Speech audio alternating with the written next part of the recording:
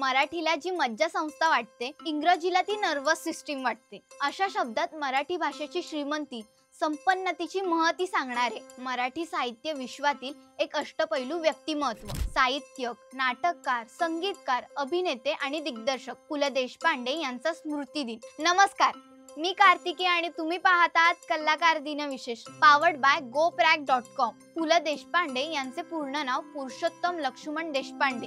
जनमानसात ते प्रेमाने भाई पु ल या टोपण नावाने ओळखले जात. पुलांचं नुसतं नाव जरी उच्चारलं तरी मराठी माणसाच्या मनात आनंदाचं कारंज सुरू होत. वक्तृत्व, साहित्य, नाट्य, संगीत, विनोद अशा सर्व कलांमध्ये रममाण होणाऱ्या पुलांनी स्वतः आनंद घेतला आणि रसिकांनाही तो दिला.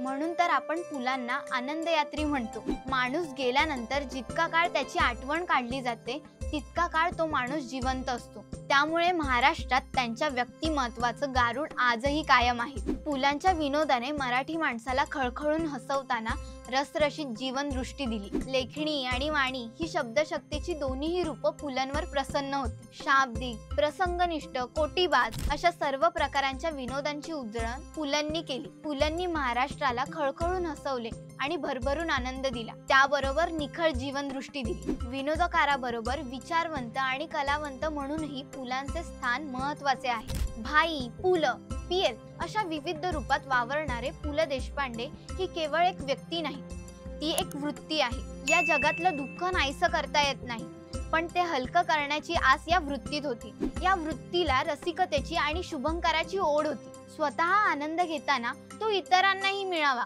यासाठी प्रयत्न करायचा, हेच त्यांच्या जीवनाचं सूत्र होतं. त्यांनी अनेक पुस्तकं आणि नाटकं लिहिली. बटाट्याची चाळ, असा मी, व्यक्ती आणि वल्ली, गणगोत, गोळाबेरीज, हसवणूक, अपूर्वाई, पूर्वरंग, आपुलकी, सुंदर मी होणार, जावे त्यांच्या देशा, खिल्ली, ती फुलराणी. त्याचबरोबर अनेक चित्रपटातून अभिनय आणि दिग्दर्शन करत त्यांनी मराठी चित्रपट सृष्टीच्या सुवर्ण काळाला हातभार लावला. पु ल देशपांडे यांच्या कार्याचा गौरव अनेक पुरस्कारांनी करण्यात आला. त्यांना साहित्य अकादमी, महाराष्ट्र भूषण, महाराष्ट्र गौरव, पद्मश्री, पद्मभूषण अशा अनेक पुरस्कारांनी सन्मानित करण्यात आले. केवळ साहित्य आणि कलेतच त्यांचे योगदान नव्हते, तर सामाजिक कार्यातही त्यांचा आणि त्यांची पत्नी सुनीताताई देशपांडे यांचा सहभाग होता. त्यांच्या साहित्यातून सामाजिक सुधारणेचा संदेश मिळतो, जो विनोदाच्या माध्यमातून प्रभावीपणे लोकांपर्यंत पोहोचला.